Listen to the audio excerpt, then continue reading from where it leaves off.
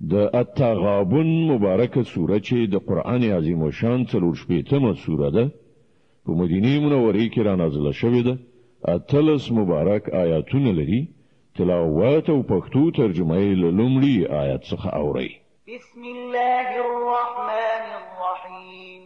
د الله په نوم چې ډیر زیات مهربان پورا رحم لرونکی دی.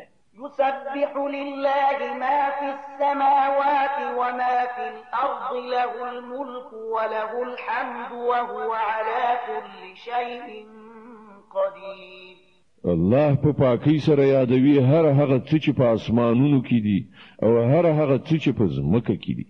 د همغه بادشاهي ده او د همغه لپاره ثنا ستاینه ده او هغه پر هر څه قادر ده. هو الذي خلقكم فمنكم كافر ومنكم مؤمن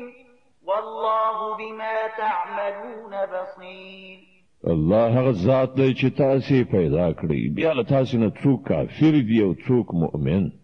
او الله ټول هغه څه ویني چې تاسو کوي. خلق السماوات والأرض بالحق وصوركم فأحسن صوركم وإليه المصير. غزمک و اسمانونه بر حق پیدا کړی دي او ستاسو صورتونه یې ښکلي جوړ کړل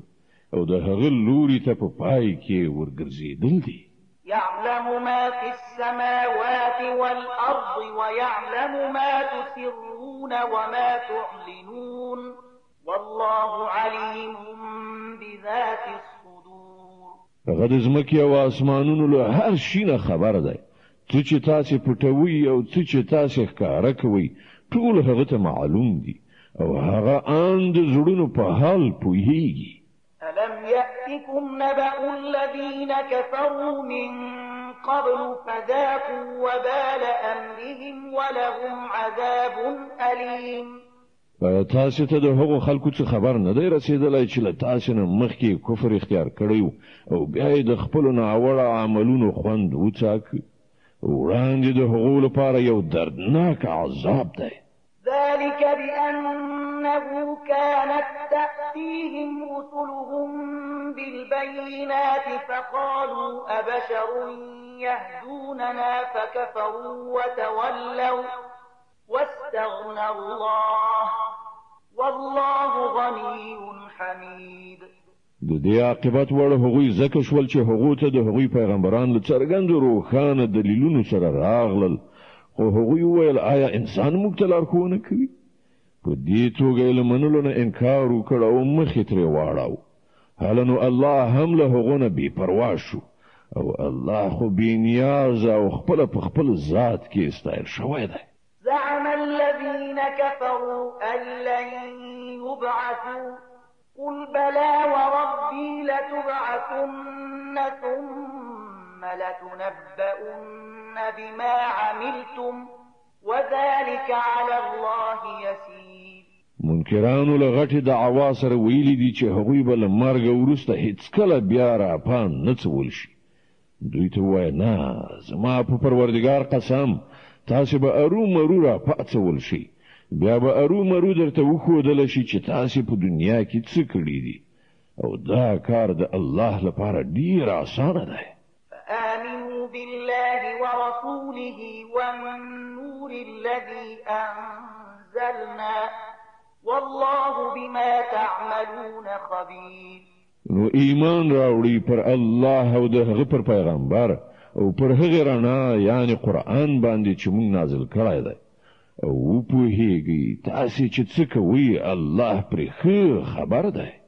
يوم يجمعكم ليوم الجمع ذلك يوم التغابن ومن يؤمن بالله ويعمل صالحا يكفر عنه سيئاته ويدخله جنات تجري من تحتها الأنهار خالدين فيها أبدا ذلك الفوز العظيم. د دې معلومات به تاسو ته په هغه ورځ وشي کله چې د راټولېدو په ورځ هغه تاسو ټول راغونډ کړي. هغه به یو د بل په مقابل کې د خلکو د ګټلو بایللو ورځ وي چا چې پر الله ایمان راوړی دی او نیک عمل کوي الله به د هغه ګناه وریږي او هغه به داسې جنتونو ته ننباسي چې تر هغو لاندې به ویالې بهیږي دوی به د تل لپاره په هغو کې اوسیږي همدا ستر بریالیتوب دی والذين كفروا وكذبوا بآياتنا أولئك أصحاب النار خالدين فيها وبئس المصير او کوم کسان چې کافر شوي دي او زمونږ آیاتونه دروغ ګڼلي دي هغوی به د دوزخ هستوګن وي چې په هغه کې به هغوی د تل لپاره وي او هغه ډیر بد هستوګن ځای دی ما أصاب من مصيبة إلا بإذن الله ومن يؤمن بالله يهد قلبه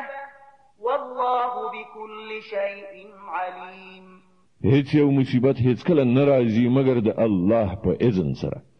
څوک چې پر الله ایمان ولري الله د هغه زړه ته هدایت وربخي او الله په هر څه پوه دی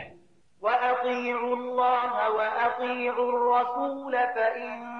توليتم فإنما على رسولنا البلاغ المبين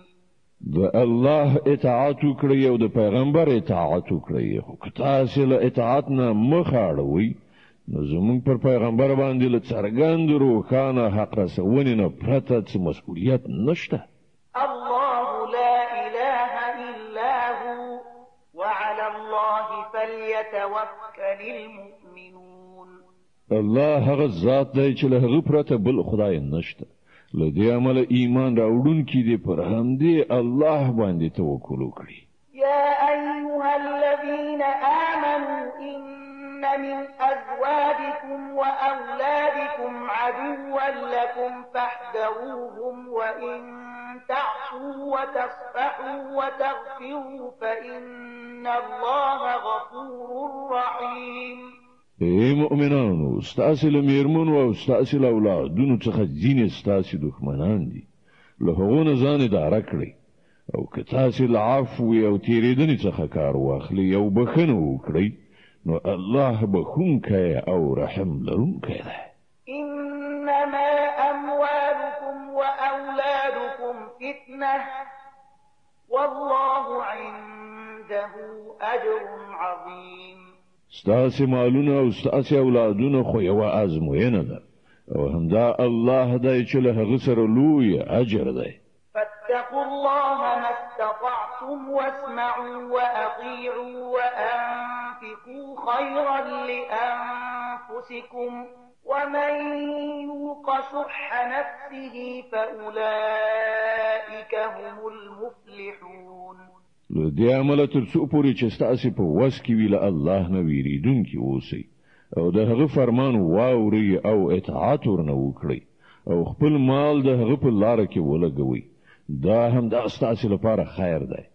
څوک چې د خپل نفس له بخل او حرص نه خوندي پاتې شو نو هغوی فلاح موندونکي دي إن